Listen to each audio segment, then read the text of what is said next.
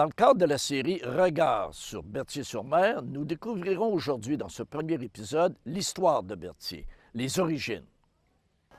Bonjour, M. Richard Galimois. Bonjour, M. Lavoie, bienvenue à Maire Berthier. de Berthier. Eh oui, déjà depuis 5 ans, j'ai entamé mon deuxième mandat il y a un an, en 2017, mais auparavant, j'ai été 8 ans comme conseiller municipal. À cette époque-là aussi, j'ai dû être maire suppléant pendant au moins 6 mois, ce qui m'a donné la piqûre, puis aujourd'hui, Vous vous êtes fait la main, comme on et dit. voilà, et voilà. Et donc, vous êtes natif d'ici. L'histoire de Berthier, pour vous, là, vous pouvez nous entretenir 2-3 jours là-dessus. On pourrait, je pense qu'on n'a pas assez de... Pas assez de temps. J'aimerais justement que vous nous parliez un peu de Berthier, les origines, tout ça, parce que je sais que ça ne s'appelait pas Berthier-sur-Mer au départ. Non, au départ, je vous dirais, ça remonte à 1672. On va avoir 350 ans en 2022. Oh! Donc, il y a de l'histoire à raconter. C'est pour ça que Pour je faire disais un que... party, là. Oui, c'est prévu, c'est prévu. Mais en 1672, la seigneurie, à cette époque-là, était donnée par Nicolas Marcellet à Alexandre Berthier, Isaac Alexandre Berthier, qui a été propriétaire de la seigneurie de Berthier, de là le nom. À l'époque, la seigneurie avait 10 km de large par 10 km de profond. Et ça, au fil des ans, ça a été séparé en 2 paroisses, dont celle de Notre-Dame de l'Assomption de Berthier-sur-Mer. C'était pas Berthier-sur-Mer à l'époque, mais de Notre-Dame de l'Assomption de Berthier. Et l'autre, plus tard, s'est appelé Saint-François de la rivière de Sade du Sud. OK. Donc, c'est là que l'histoire a commencé. Donc, après ça, en 1672, M. Alexandre Berthier s'est marié, a eu 3 enfants et a installé sa première résidence à l'endroit où aujourd'hui on retrouve les vestiges du manoir de Néchaud. C'était la base de Berthier-sur-Mer. À cette époque, ça s'appelait Berthier. Un an plus tard, un autre seigneur lui a légué une autre terre dans le coin de aujourd'hui Berthierville. De là, il y a eu 2 seigneuries de Berthier, 2 paroisses de Berthier, dont celle de Berthier en bas et celle de Berthier en haut. Donc, Berthier en bas, Berthier en haut. Oui. Puis là, tout à coup, quand a-t-on décidé de faire Berthier-sur-Mer? Berthier-sur-Mer, ça s'est décidé en 1971, une décision du conseil municipal. Il fallait justement distinguer les deux, la ville de la municipalité du bas. On a donné le nom de Berthier-sur-Mer à l'époque parce que ici le fleuve s'élargit. Il y a quelques kilomètres de distance de l'autre rive. Et en même temps, on est à la limite des eaux salées et des eaux douces. Donc, oui. de là, on a donné l'appellation de sur-mer. Okay, C'est donc, depuis vrai, 1971. Berthier-sur-Mer. Oui. Puis c'est vrai que même si c'est le fleuve, on dit toujours qu'on va à la mer. Oui, donc c'est pas encore la mer. On est encore Non, dans non. le fleuve parce que la mer même dépasse l'embouchure du Saint-Laurent. Mais à partir de là, Parce que l'histoire... moi, je suis natif de Rimouski. Oui, c'est dans ce coin-là aussi, je pense que... C'est ça. Mais l'histoire de Berthier, il s'est passé toutes sortes... À quel moment ça a été constitué? Vous avez dit en 1600? En 1672, je vous dis qu'en 1800, donc à cette époque-là, c'était plus la famille Berthier, C'est puis ça. les proches de la famille. Il y a eu 3 enfants, etc. Ils sont établis. Mais à partir, je vous dirais, la vraie constitution, c'est des années 1850 quelques, là, où on a vraiment établi la paroisse de Berthier. Et à ce moment-là, il y avait 40 habitants qui habitaient Berthier. Aujourd'hui, on est rendu à combien? Avant ça, Oui. 20 ans plus tard, il y a eu une augmentation, ils sont passés de 40 à 258.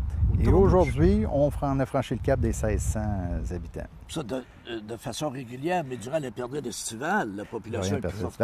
Il fut un temps où on doublait, je vous dirais, de population. À l'époque, on était environ 1200, 1500. On doublait de population. Beaucoup de maisons aujourd'hui se sont transformées, des résidences saisonnières se sont transformées en résidences parce qu'on a fourni les services. Puis vous êtes toujours en croissance, Berthier. C'est une des municipalités où Je vous dirais la croissance la est le plus municipalité de la MRC de Montmagny qui se développe le plus. Je vous dirais, depuis au moins les 10 dernières années, on progresse à environ de 10 nouvelles portes par année. Donc, notre population croît toujours. Depuis quand a-t-on dit Berthier-sur-Mer, la capitale de la voile? Et pourquoi? Bien, il fut un temps dans les années populaires de la voile, des planches à voile, je vous dirais dans les années 80 ou à peu près, le boom de la planche à voile a fait en sorte que beaucoup de véliplanchistes, à l'époque, les kitesurfers n'existaient pas, mais beaucoup de véliplanchistes ont pratiqué leur sport sur la plage et au quai actuel. Il y avait des beaux plans d'eau, du bon vent, etc. Donc, c'est à partir de là qu'on s'est auto-proclamé la capitale de la voile, et ça nous est resté. Berthier a une population active. Combien de bénévoles ou combien d'organismes bénévoles opèrent ici à Berthier? Je vous dirais qu'actuellement, on est environ une dizaine d'organismes bénévoles qui opèrent, que ce soit l'Âge d'Or, plusieurs autres organismes, mais entre autres, il y a la Corporation touristique qui, à elle seule, gère 3 fêtes assez principales. Et des fêtes majeures. Là. Fêtes majeures. Comme? Entre autres, on vient justement de terminer la Fête des Arts et Traditions, qui en était à sa 21e édition en fin de semaine dernière. Donc, habituellement, c'est tout de suite la fin de semaine suivant la Fête du travail. C'est sur une période de 2 jours. Il gère aussi les fêtes de la Saint-Jean. Ça, c'est très gros ici. C'est très couru aussi, c'est populaire. On fait ça sur le site du Manoir des Néchaux, donc avec des feux d'artifice splendides. Donc, ça attire un son lot de touristes. Je vous dirais 2 à 3 000 personnes qui viennent chaque année, bon an, mal an. Pour l'événement. Pour l'événement seulement. Beaucoup d'activités durant la journée, donc c'est assez intéressant. Quand la température est de notre côté, bien sûr. Puis il organise aussi la fête d'hiver en période hivernale. Puis il y a une dernière fête qui vient tout juste d'arriver. C'est tout nouveau de cette année. On a une première édition qui fut un succès. On a appelé ça le Festival Bière et Barbecue.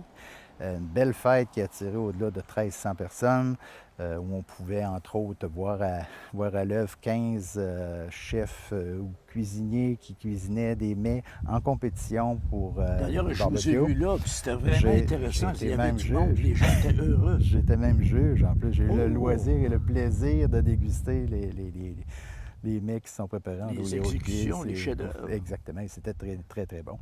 Il y avait aussi sur place l'occasion de déguster 40 bières de microbrasserie, 40 sortes de bières de microbrasserie. Ça, j'ai dégusté un peu, ça. J'ai pas eu le temps de goûter les 40, mais je vous dirais quand même Mais là, le juge aurait été moins bon, là. Les gens de Berthier, on les appelle comment? Les gens de Berthier sont des Berthelais ou Berthelaises. Berthelais, oui, le vrai nom. Il y a un surnom aussi. Ben oui, c'est ça, le surnom. Pourquoi le surnom? En fait, on nous surnomme les casques de fer.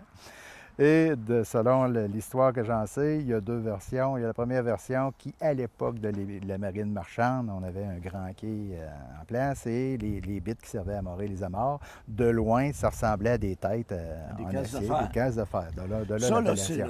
Ça, c'est l'explication historique. C'est ça. Mais la vraie explication... La vraie explication, ben, on a toujours eu la réputation d'avoir la tête dure et d'être fonceur, donc ça nous est resté. Moi, c'est ça qu'on m'avait expliqué. On ne m'avait pas expliqué l'autre. Et je vous dirais que ce nom-là ne nous fait pas honte du tout, car on a des équipes de hockey, de balle, etc., qui portent le nom de casque de fer. Oui. On s'en fait une fierté. Vous êtes hyper compétitif, les gens en parlent. La gang de Exactement. Berthier, c'est du monde compétitif. C'est du monde compétitif, effectivement.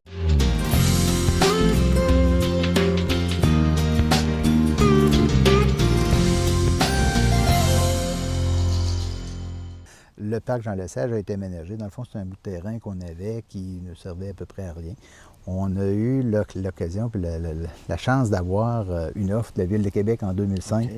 Il avait entreposé le buste de Jean Lesage qui avait été produit par Raoul Hunter, un artiste qui avait fait le buste et il n'y a pas d'endroit, je pense, à Québec pour l'installer. Donc, on nous a offert le buste. Et nous, on a sauté sur l'occasion, d'autant plus que M. Lesage a résidé ici en résidence saisonnière. Il y avait un chalet ici dans l'Anse, je dirais entre les années 47 à 59. À cette époque-là, ou un petit peu après, il était député de Montmagny-Lillet. Monsieur Galibra, vous nous avez parlé tout à l'heure. On était où l'église, puis tout ça, on était dans le parc. Mais avant l'église actuelle, il y a eu... Un autre emplacement. Il y a eu un autre emplacement. En fait, ce qu'on appelle aujourd'hui le trou de Berthier, le Marina Civil, du côté ouest, il y a aujourd'hui l'école apostolique qui est encore, qui est aujourd'hui habitée par des privés, mais qui a appartenu jadis à une congrégation. C'était l'école apostolique. Je pense qu'il y a eu de l'enseignement dans ce bâtiment-là. Et sur les mêmes lieux, il y a eu la première église de Berthier. C'était pas une grosse église à cette époque-là, on s'entend, il n'y a pas beaucoup de population, mais l'église était là.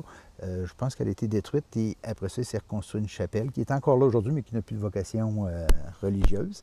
Il y avait même le cimetière, puis il semblerait qu'avec le temps, bon, avec l'érosion des berges, à un moment donné, le cimetière commençait à se vider. Donc, on a décidé de reconstruire une église au village et de réaménager le cimetière à l'endroit où il est actuellement. D'ailleurs, l'église qui a été construite a été faite en 1851, donc l'autre devait être un petit peu construite auparavant.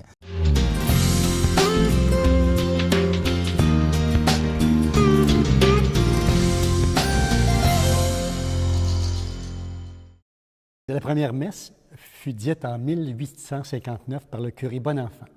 OK. Puis, vous avez derrière nous la toile qui est au-dessus de l'autel, qui démontre l'ascension de la Vierge. Oh! Étant donné que notre paroisse, on l'appelle Notre-Dame de l'Assomption. Ensuite, vous me parliez d'un bateau. Oui!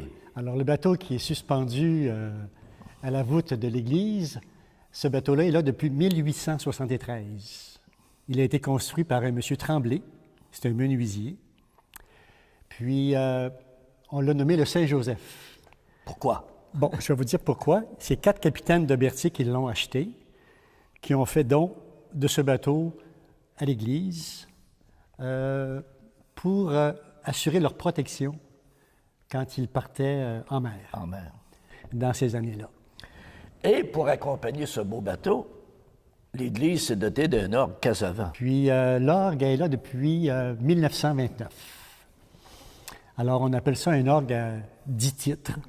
Mais les gens les musiciens connaissent un petit peu qu'est-ce que c'est. Oui. Alors, on est bien fiers. Apparemment que, quand on l'entend, c'est sûr que l'harmonie, c'est remarquable. Ah ben oui. On sait que les orgues Casavant, ils ont une très belle réputation à ce moment-là. Mondialement reconnu. Mondialement reconnue. Oui. Hein? Oui. Et il est arrivé des choses moins drôles à Berthier. Tout à coup, j'ai appris que le clocher a tombé. En 1954. C'est dû à quoi? Du mauvais temps. Oh. Un orage vraiment avec beaucoup de violence, puis des vents très, très forts ont fait que le clocher a été décroché de sa base, puis il s'est retrouvé complètement dans le stationnement, en avant de l'église. Puis nous autres, moi je m'en souviens, j'avais 7 ans. Puis moi j'ai grandi à 2 pas de l'église, alors on a vu le clocher à un moment donné qui était étendu de tout son long. Puis selon la légende, il y a toujours une légende, des faits historiques, les gens du temps disaient que c'est le coq qui en était responsable. Ah oui? Parce que le coq, il s'ennuyait tout seul. Puis quand le clocher a tombé, on l'a retrouvé dans le poulailler du voisin. Les légendes, c'est ça. C'est ça, les légendes. Mais on va s'en tenir aux faits historiques du clocher. Voilà!